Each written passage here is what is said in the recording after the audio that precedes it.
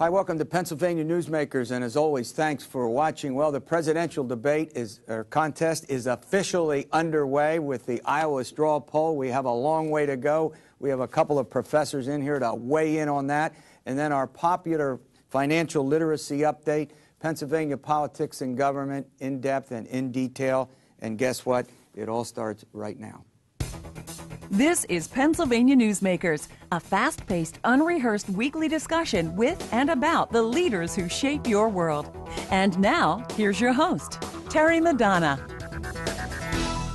Hi, well, welcome back to the program. Well, first of all, let me thank Governor Corbett and State Treasurer Rob McCord for hosting. Well, I had a little surgery on my knee. I'm back. I'm ready to go. And I want to mention something that we're going to do on this program. About every 5 or 6 weeks coming up between now and the 2012 election, we're going to get some of the state's leading political scientists, pollsters, to come in and weigh in on the presidential election.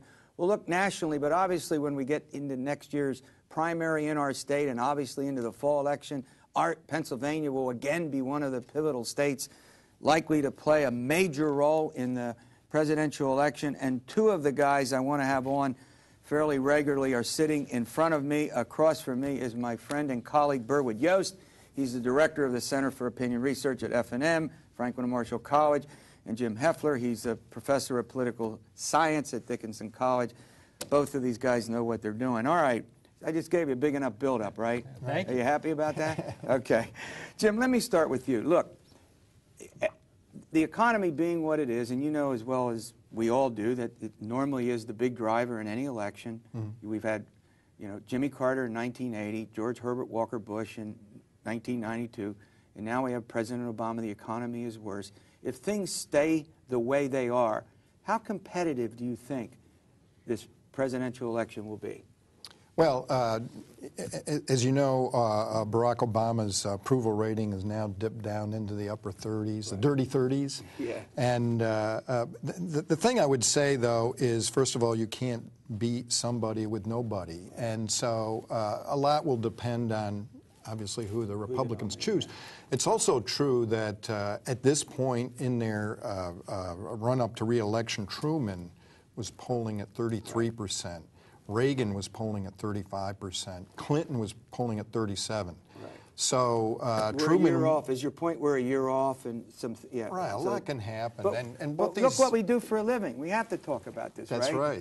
That's right. And this doesn't. No president wants to be down in here this close to an election, but it's certainly not unprecedented. And these last two guys, Clinton and Reagan, went on to win really big landslides, essentially. So, your take on that? Well, I think I agree with Jim. The first point is really an important one, is you got to have somebody to compete against Barack Obama. And we'll talk about that. And we'll talk about the Republican field in a bit. So if there's a viable alternative, I think certainly, depending on that alternative, Obama's success will be defined in some ways. I also think the state of the leading economic indicators is really important. And right now, they're not great, but he's got a little bit of time yet to turn that around. I think until about March or April of an election year, if GDP growth and economic indicator growth is positive, that usually bodes well for the incumbent. So but it's less than GDP growth the first 2 quarters as revised, less than a quarter. Right. As Jim points out, we've got the president with these low polling numbers.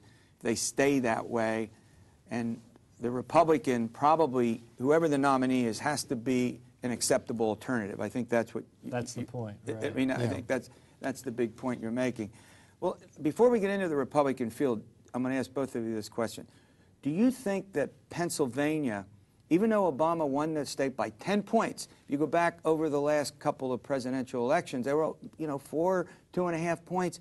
Do you see Pennsylvania being pivotal in next year's election?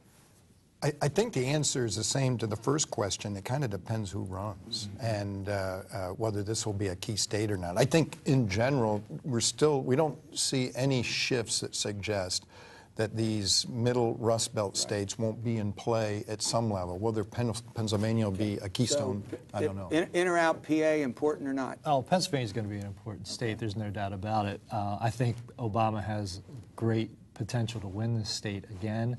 But it's back to the first question: who's he running against? Okay, we're going to run to a break. When we come back, we're going to take a look at the GOP field. I want to get your sense about which candidate is likely to do well nationally, but also in our state. Back in a moment.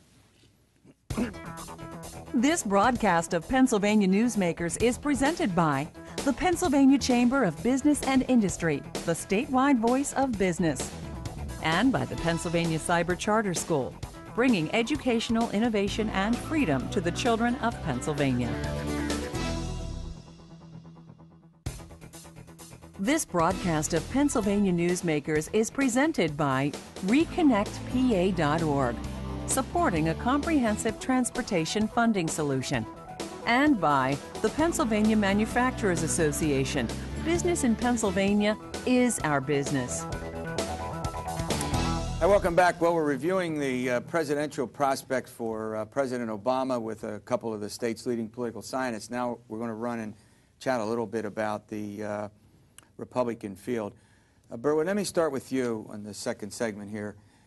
Is this now basically a three-person race? You know, Michelle Bachmann, Mitt Romney, and Governor Perry. Is that? Do you think that's it? It sure looks like it. I mean, I think there are still people being talked about as maybe being a late entrant, right? Governor of New Jersey. Right, Chris Christie. Yeah, and whether any of those folks get in, I think there's still a general uneasiness among the Republican rank and file with Mitt Romney. I mean, he just can't seem to catch a break with those folks, so they're looking for an alternative.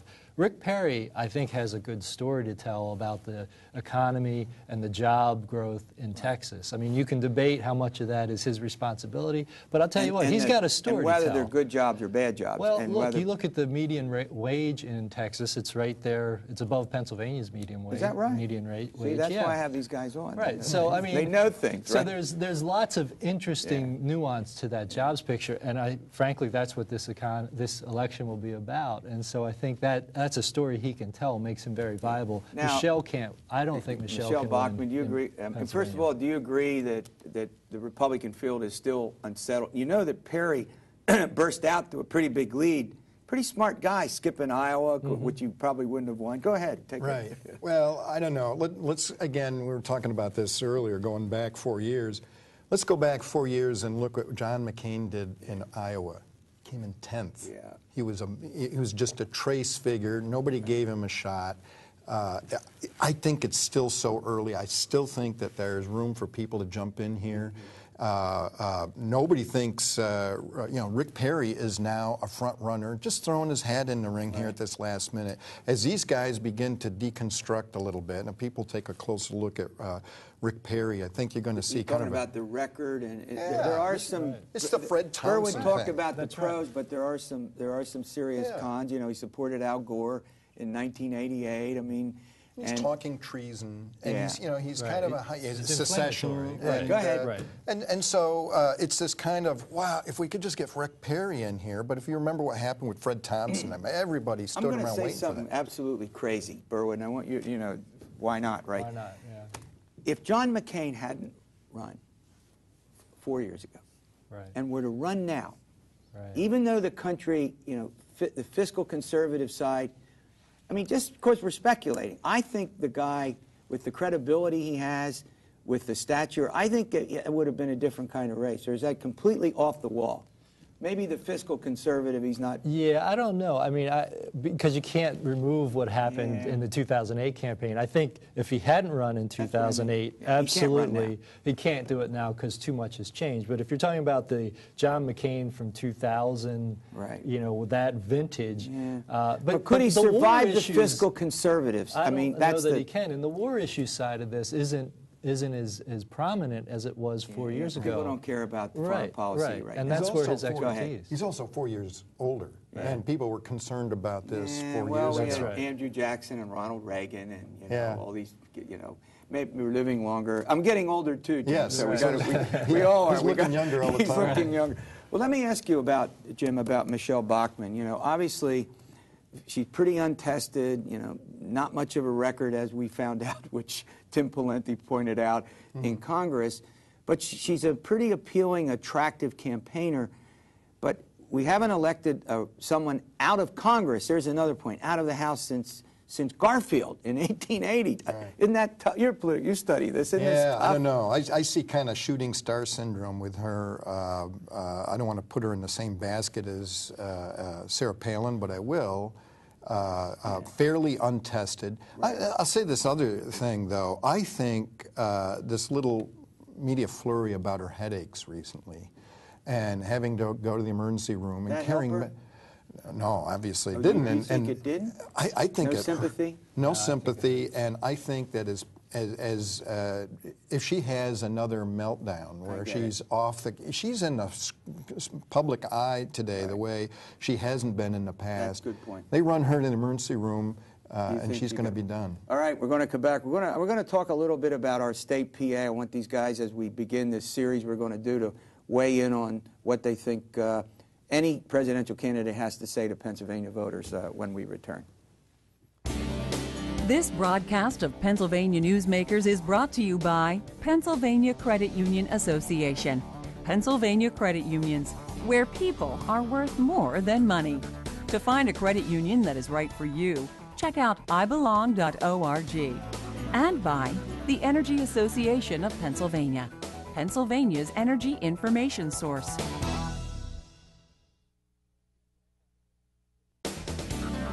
This broadcast of Pennsylvania Newsmakers is presented by the State System of Higher Education. 14 state-owned universities. The state system is the largest provider of higher education in Pennsylvania. And by the Hospital and Health System Association of Pennsylvania, working towards a healthy Pennsylvania. Hi, welcome back to the program. Well, I didn't get very far when I suggested to Burwood that John McCain might do better. So let me try this one on. Burwood, you're the polling expert here. Is Pennsylvania still a centrist state, moderate state? Are we still going to elect someone? Talk a little bit about what you think a candidate to win our state has, the kind of mix of demographic. Right. Well, Pennsylvania is in many ways a microcosm of the broader nation. I mean, we are a center-right. We have moderates and conservatives. So there are more conservatives than liberals, but most of us in Pennsylvania are moderates. And so that's the kind of message that appeals to Pennsylvania voters. I think you've got changes going on in the dynamics of the state with voters in the southeastern part who were typically Republican, who are, though, a bit more socially liberal. But certainly I think jobs and fiscally conservative right now. But the jobs issue is what's going to drive Pennsylvania voters, I think. And I think they will look for, George Bush never won this state, and Democrats have had good showings here at the presidential level, and I think Obama is still the person to beat in this state. But you think a Republican could win? Absolutely, with the right message. Rick Perry, maybe, do you think? Yeah, I like Huntsman, too. I mean, he may be long gone. I mean, where's the for guy whatever going? reason. Where's the guy going? Who I don't think will do well here is Santorum. Yeah. And, I mean, he lost his last race by 17 points, and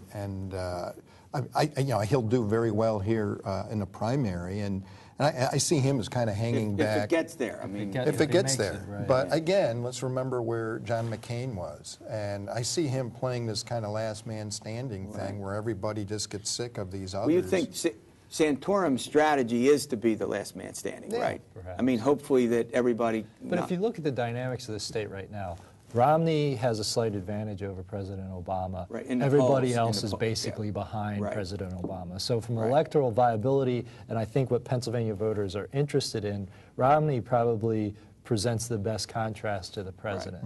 But, and depending on Perry's, as you pointed out, and I'll go to Jim on this, Perry's record as governor, look, we typically like governors. Two sitting senators elected, House member not since, 1880. We elect an awful lot of governors who tout their record.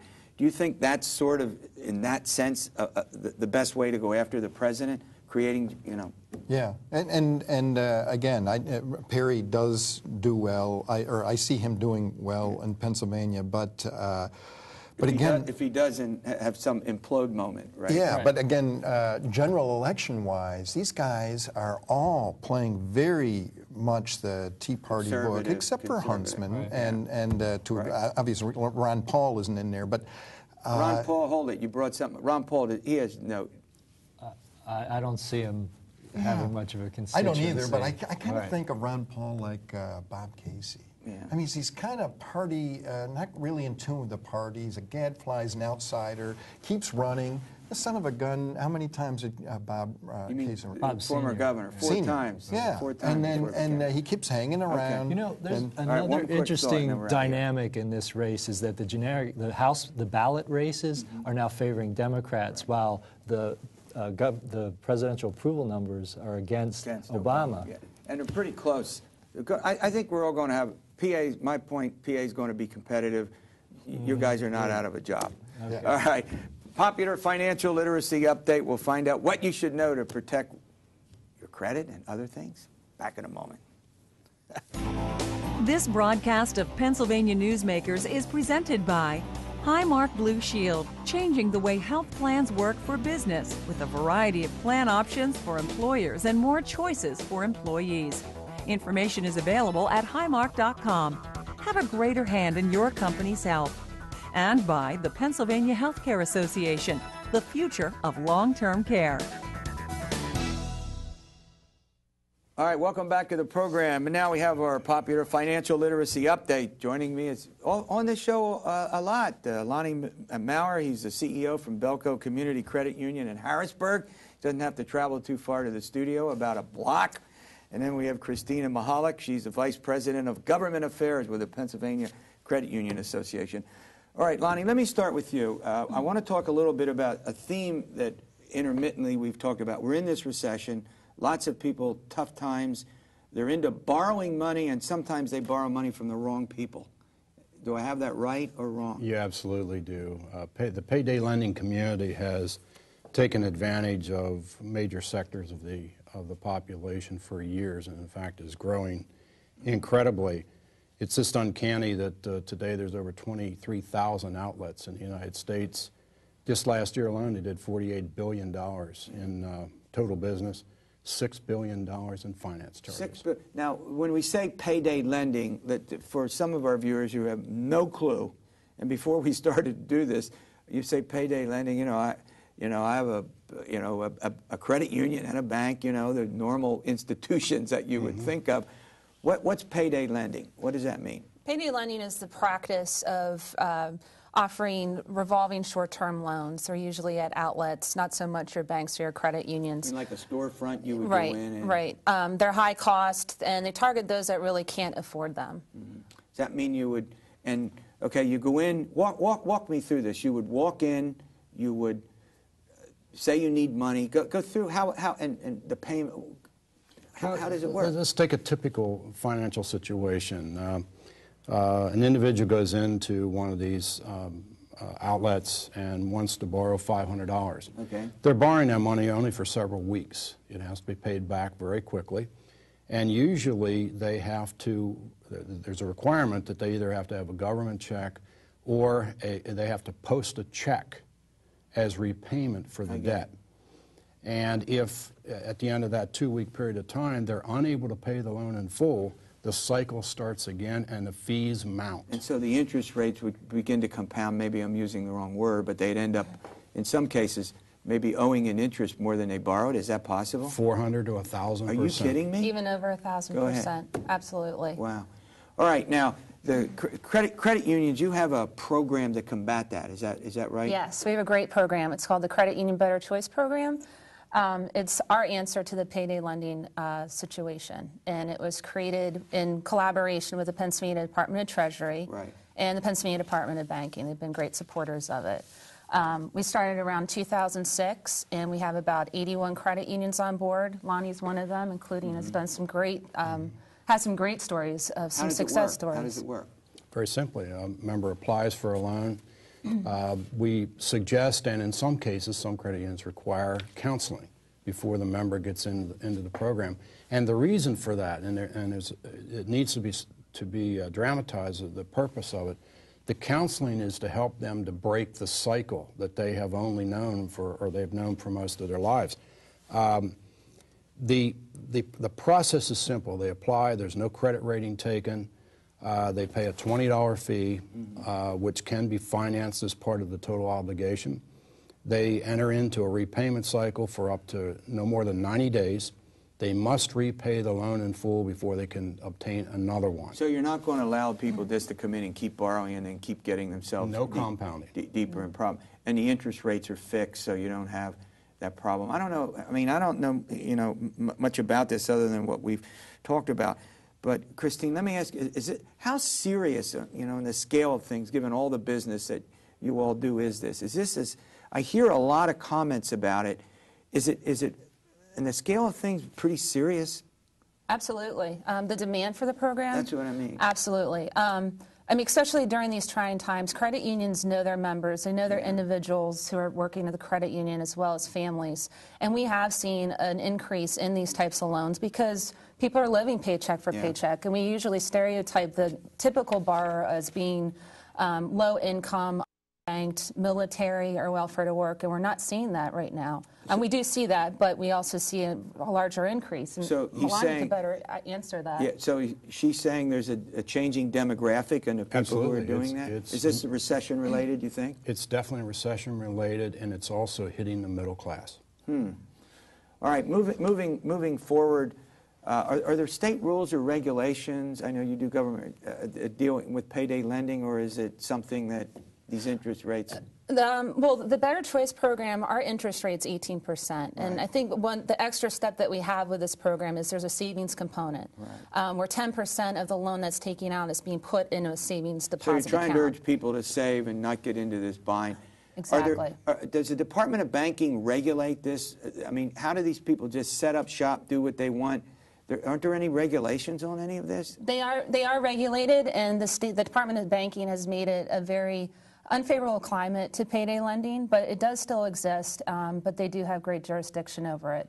I think one important thing to say about the Credit Union Better Choice program is this is the first program in the country to offer a safe alternative on a statewide basis, and we're very proud of that. And the program is growing?